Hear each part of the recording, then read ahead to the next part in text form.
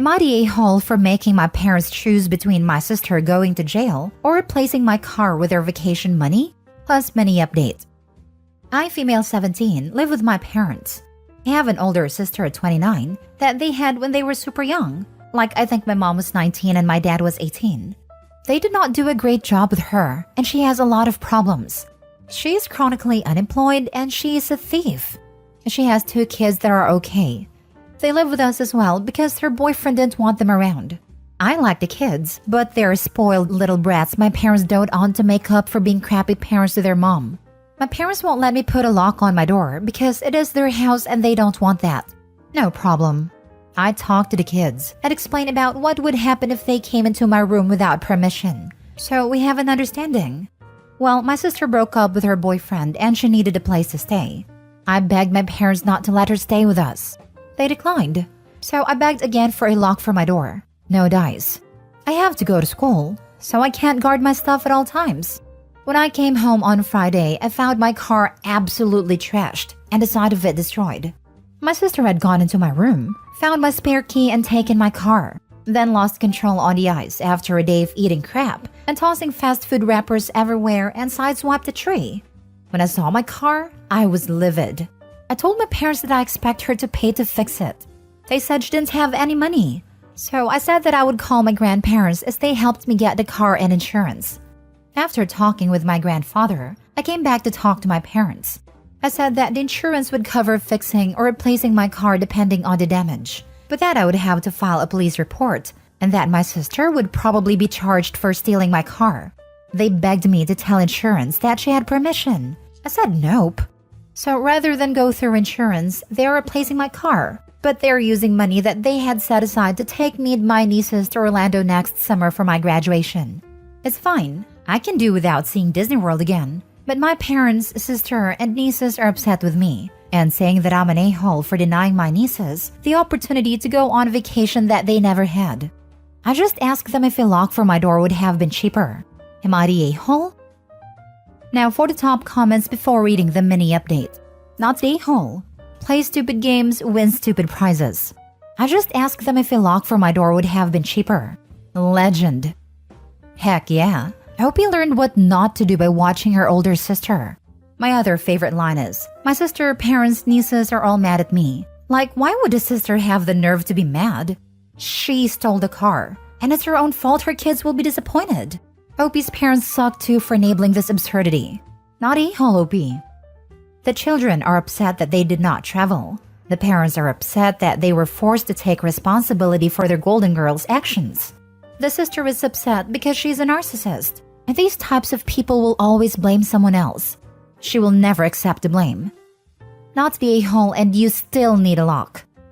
I have a security cam and I have evidence. It was better than a lock in this case. Add a lock and keep the cam. As a thief, your a-hole sister could still pick the lock and take anything again. Not the a-hole, and your parents are still bad parents to her and to her kids. Letting kids get away with everything and not having to face the consequences is, in my opinion, abusive because then they have no idea how to function in the real world. If your parents had actually learned anything about parenting, they'd make your sister deal with this, or would at least force her to get a job to repay them. If they did that, then the kids wouldn't miss out on Disney. Every single aspect of this has been your parents' fault, and they're still failing. Came here to say this. She's 29 and living with her parents while they raise her kids. Seems like a no-brainer that she should be working, and all money going to her pay for car repairs until it's paid back. Mini update.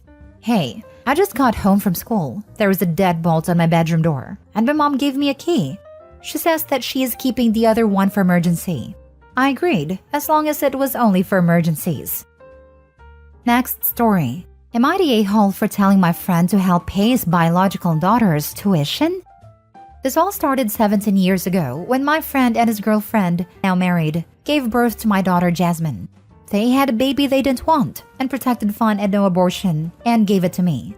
I was friends with this guy for a couple of years, and my wife was infertile and was devastated we couldn't have kids. So they gave us the baby and life was good until the pandemic hit. The pandemic hit hard for us and my wife lost her job. Thankfully, I got a better job and make money now. enough to support needs and barely scrape by for my daughter's tuition. Now, on the other hand, my friend and his wife are living on cruise ships. He makes a lot of money, so much that he basically lives on cruises and owns a nice condo in Honolulu. They wanted to visit my daughter, and during dinner, fancy restaurant paid by them, offered to pay 20% of my daughter's tuition. My daughter asked why not more, and they told her that she wasn't their responsibility as they gave her to me and my wife. Dinner was very awkward after that, and outside I called my friend in a hall for not paying my daughter's tuition. I said he makes very good money, and he can afford to pay the tuition. He told me off and left and went back to his fancy condo, might I add. Meanwhile, my daughter was in her room crying, claiming she hates her father. So much so that she blocked all contact with her biological parents and claimed she hates them and never wants to speak to them again. I don't know how I will cover the 50 grand. It's basically half my salary over 2 years. So am I the a-hole? Info. You say gave you their daughter. Was there not a legal adoption? What do the adoption papers say about what they owe you? Was support addressed at all? You seem to simultaneously want this to be a foster child when it benefits you and an adoption when that does. And I'm completely unclear on which is true.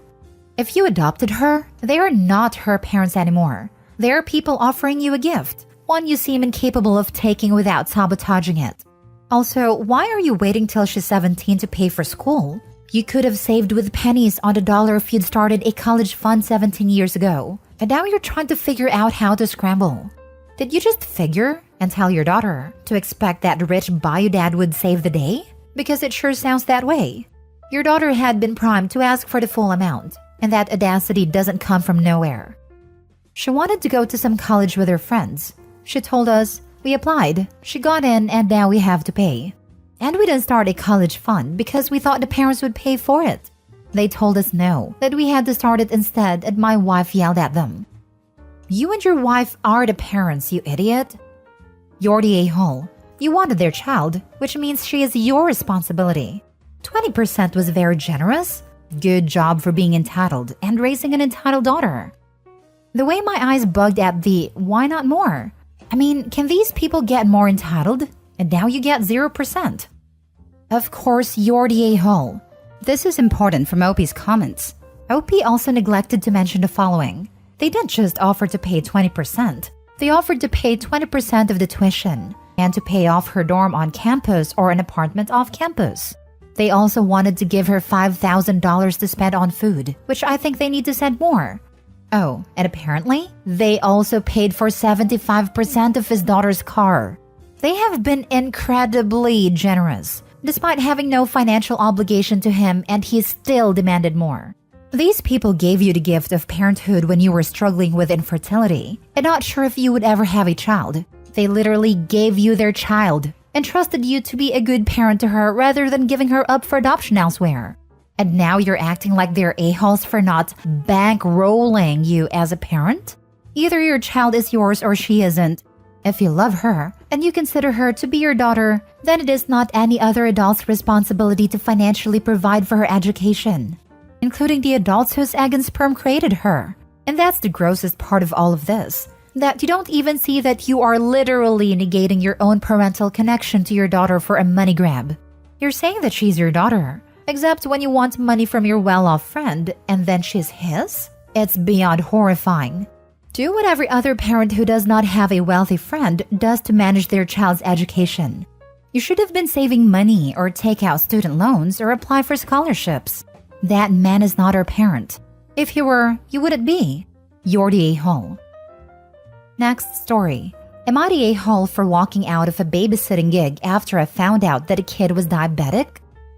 I, 18 female, babysit for several families in my neighborhood. One of the families that I babysit for recommended me to this woman who is new to the neighborhood. She contacted me on Wednesday asking if I could babysit her 2 kids on Friday evening through Saturday afternoon. Apparently it was her friend's birthday, and they were spending a night in the mountains to celebrate. She asked me to show up a little bit early so that she could go over things with me. Nothing abnormal, especially since I've never met them before. I show up and she starts going over the usual stuff, and then she starts talking about insulin and blood sugars. Apparently, one of the kids, 5-year-old, has type 1 diabetes, and she didn't think that it would be important to let me know beforehand. I have zero experience caring for diabetic children, so I told her that I wasn't comfortable. And she just said, "Oh, don't worry, it's easy," and then tried to show me how to give an insulin injection. I also told her that I am squeamish around needles, and she kind of laughed it off and continued trying to teach me.